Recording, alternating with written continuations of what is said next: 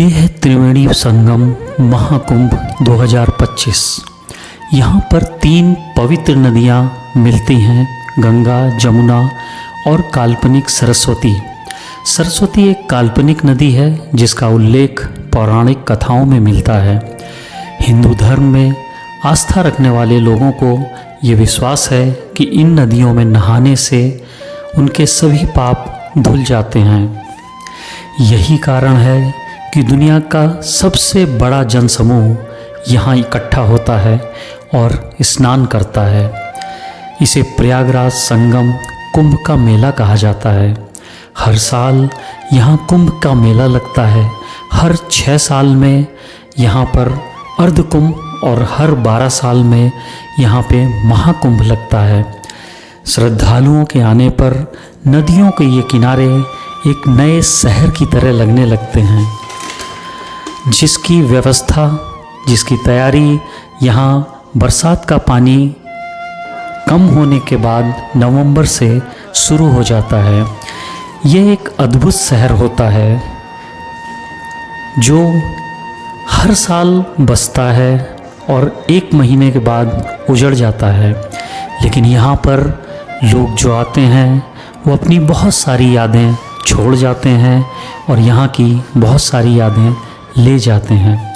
इस शहर में हर वो सुविधाएं उपलब्ध करवाई जाती हैं जो किसी भी अन्य शहर में मिलती हैं, जैसे बिजली, पानी, स्वास्थ्य की सुविधाएं, एम्बुलेंस, एडमिनिस्ट्रेशन, पुलिस व्यवस्था या यातायात की व्यवस्था। इसी वजह से कुंभ मेले का जिक्र Guinness book of world record में भी देखने को मिलता है। 31 वर्ग किलोमीटर में जब करोड़ों लोग जमा होते हैं तो किसी भी तरह की अनहोनी होने की संभावना बढ़ जाती है। इसलिए यहाँ पर मुस्तैद पुलिस व्यवस्था एवं स्वास्थ्य विभाग की एम्बुलेंस हमेशा तैनात रहती है। फायर विभाग भी पीछे नहीं होता है। जगह जगह अलग अलग सेक्टर में सभी व्यवस्थाएं सुचारू रूप से चलती रहती हैं। कोई अपनों से बिछड़ ना जाए, इसके लिए खोया पाया विभाग से लगातार अनाउंसमेंट होता रहता है। आसपास के ज़िलों से कई अधिकारियों की ड्यूटी यहाँ पर लगाई जाती है ताकि सभी कार्य सुचारू रूप से चलाए जा सकें। इस बार मेले में महाकुंभ का आयोजन हो रहा है।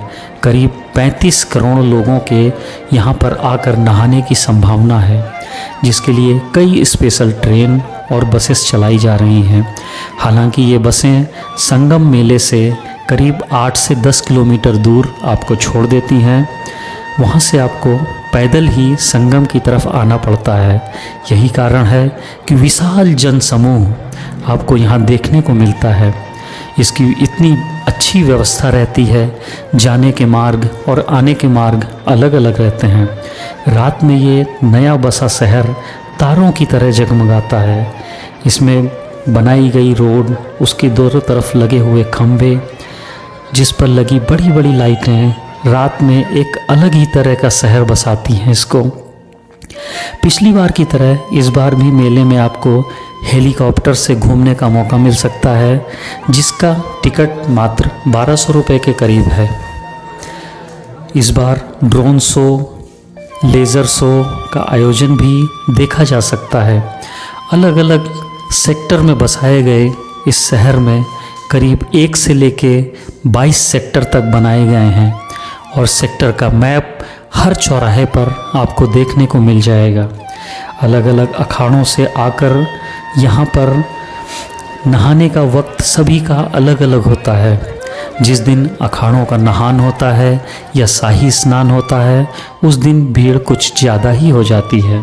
नागा साधु हर छोटे बड़े अखाड़े में होते हैं, जिनके जीवन के कई रहस्य आज भी आम आदमी की समझ से परे हैं।